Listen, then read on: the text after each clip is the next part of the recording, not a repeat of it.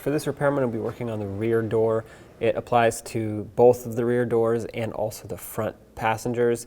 The front drivers might be a little bit different just because of the automatic up and down feature. Otherwise, it's going to be about the same. So the first thing I want to do is pop off this little cover here. You have a T30 Torx bolt. Take that out. Down here by the window switch, you'll have to pop this up and out. There we go. Once this is off, you can disconnect it on the back side here. The cover for this grab handle has to come off, so I'm sticking a very small pocket screwdriver in here, carefully not to damage the plastic. And then you have two T30 bolts. They have to come out.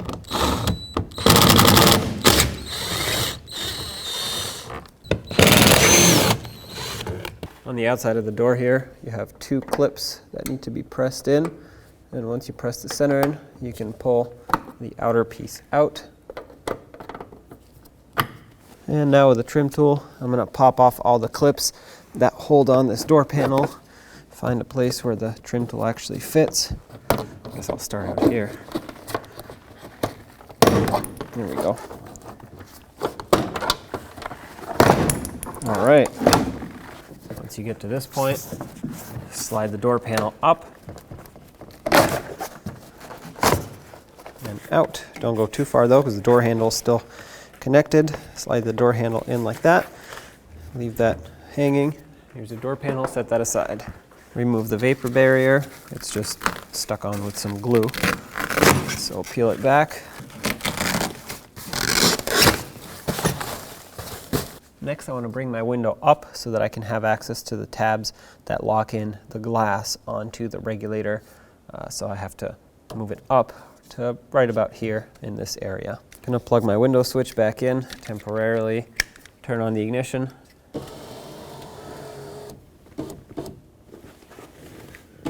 Okay, right about there. Disconnect it, turn off the key. Now what you're aiming for is right inside this little slot here. You'll see that there are almost like two circles in there. It's very hard to see. It's pretty difficult to see. You can see them right here. And what I'm going to do at this point is get a screwdriver and I'm going to punch out the center of those rings. Once the center is punched out, you can punch out the outside, and that's how you unlock the glass from the regulator. At this point, I can take my window, slide it up all the way. I'm going to clean up the glass a little bit so I can take some suction cups and secure the window in place. Now you can also use tape if that's what you have, painter's tape. That usually works very well. Whatever you do, make sure that it's well secured so it doesn't fall down while you're working. Okay, take my suction cups, slide them on here, just like that. Next, right behind this bracket, you'll notice that there's a 10mm bolt. Let's go ahead and loosen that one up. You don't need to remove it all the way. That's good. It'll slide up through this larger slot. And if you follow the window regulator down, you'll see a 10mm bolt down here.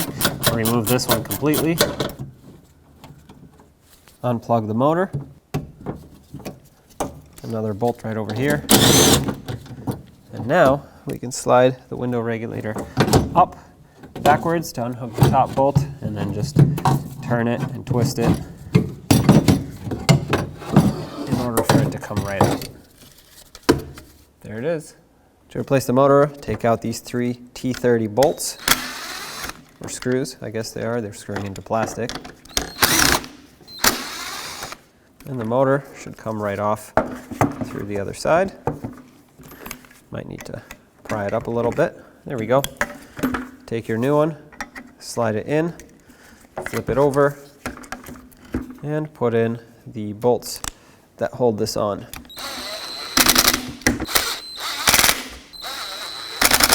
Now let's reinstall the regulator assembly. I took the top mounting bolt out of my old regulator and I'm going to put it into the new one over here. That way we have something to hook this onto once it goes in the door. Make sure you fish out these pieces here that we punched out. For now, slide in the regulator, hook it up on the top. Okay, start in this bolt on the side over here, snug them all up.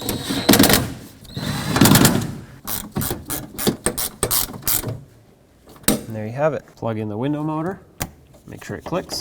Now let's bring the motor up into position to line up with the window so we can actually insert those two little pins that lock the window into the regulator. Right about there is good. Bring the window down. Make sure it lines up with the regulator, which it does. I'm going to take my two pieces and I'm actually just going to put the outer piece in first. I'm going to put this in from the back side. Might have to wiggle the window around a little bit just to get it completely lined up and situated. So there's one piece. I'm actually going to take the smaller piece, slide it in from out here. I'm going to use this, then I'm going to use my larger screwdriver and kind of finish pressing it into place. I'm going to hold the larger pin from the other side while I'm pressing this one in.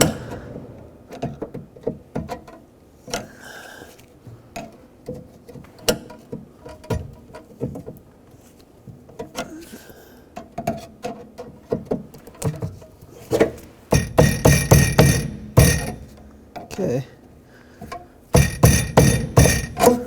Looks like I got them flush. Get this back on here. Stick it back the best you can. Slide the wire through the door handle. At this point, hopefully all the push clips are lined up. Pop them in. Reconnect the window switch.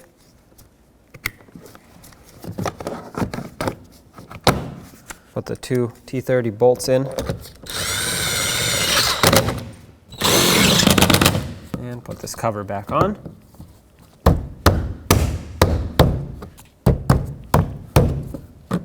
Get the door handle back in, resecure it, and put on the little cap that covers it. Mine broke off, but put yours back in. And don't forget about the two pins on the side of the door. To install them, you have to pull the center out first, and then make it flush to lock it. There we go, and there you have it.